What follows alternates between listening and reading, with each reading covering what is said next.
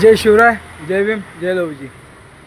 आत्ता प्रवीण दरेकरांची मी प्रसारमाध्यमांना त्यांची बाईट पाहिली की त्यांचं असं म्हणणं आहे की शिवसेनेचे उद्धव बाळासाहेब ठाकरे यांना देवधर्म ह्याच्यावर बोलण्याचा काय अधिकार नाही आहे, की त्यांची बाबरी मस्जिद पाडताना त्यांचे काय वक्तव्य होते त्यामुळे त्यांनी देवधर्मावर काही बोलावं नाही असा त्यांना काय अधिकार नाही आहे।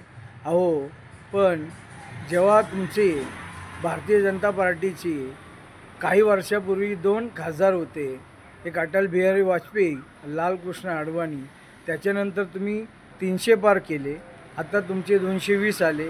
राजकारणामध्ये ह्या गोष्टी होत असतात आणि ह्या आपण स्वीकारायच्या असतात। त्याच्यामुळं तुम्ही ते राजकारण कोणाला शिकवणे एवढं तुम्ही नाही, तुम्ही कुठल्या पक्षातनं कुठं गेला, कुठल्या पक्षातनं कुठनं आलात आणि तुम्ही आता फक्त काय करता हे तुम्हाला माहिती आहे। आणि तुम्ही भांडताय कुठल्या गोष्टीसाठी, की जे बांगलादेशातले हिंदू आहेत त्यासाठी तुम्ही महाराष्ट्रामध्ये वेगवेगळ्या जिल्ह्यांमध्ये तुम्ही सगळ्या गोष्टी तुम्ही हिंदूंसाठी भांडताय का? हो, तुम्हाला मणिपूर दिसत नाही? अहो, मणिपूर तर हा भारताचा एक घटक आहे, एक राज्य आहे, जिथं तुमची स्वतःची सत्ता आहे, तुमचा मुख्यमंत्री आहे, तुमचा राज्यपाल, तुम्हाला तिथे ते दिसत नाही आहे। आणि तुम्हाला महाराष्ट्रामध्ये जिथे महामानव भारतरत्न डॉक्टर बाबासाहेब आंबेडकरांनी जे संविधान लिहिलं ते संविधानाची मोडतोड करण्यात आली आणि तुम्ही तिथे लगेच त्याला तुम्ही स्वतः तुम्ही जाहीर करून टाकली की तो मतिमंद आहे, त्याचा डोक्यावर परिणाम झाला, हे तुम्हीच तुमचं ठरवलं।